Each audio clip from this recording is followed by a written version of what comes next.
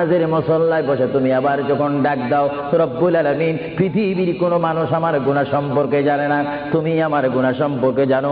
আমি এমন গুনাহ করেছি আমার বিবি জানে না, বিবি গুনাহ করেছে আমি জানি না। আল্লাহ তুমি সব কিচ্ছু জানো, হে আমার প্রভু তুমি আমাকে মাফ করে দাও।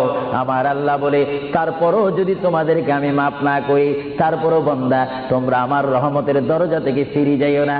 আমি তোমাদেরকে হুকুম দিচ্ছি, ওয়ালাউ আন্নাহুম ইয যালামু আনফুসাহুম জাউকা, বান্দারে যদি গুনাহ করে ফেলো আমার রহমত থেকে মুখ ফিরে তুমি চলে যাইও না।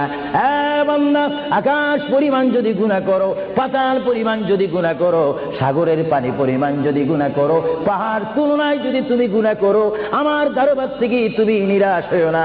বান্দা, আমি তোমাকে একটি রাস্তা পাঠাই দিচ্ছি, একটি পথ তোমাকে আমি দেখাই দিচ্ছি। সেই পথটি কোন পথ তোমরা জানো? ওয়ালাউ আন্নাহুম ইয যালামু আনফুসাহুম জাউকা, বান্দারে যখন তোমরা বরবাদ হয়ে যাবে তখন তোমাদেরকে একটা পথ আমি তোমাদেরকে দেখাই দিলাম। সেই পথটির নাম হচ্ছে আমার রাসূলের মদিনা। জোরে বলেন সুবহানাল্লাহ।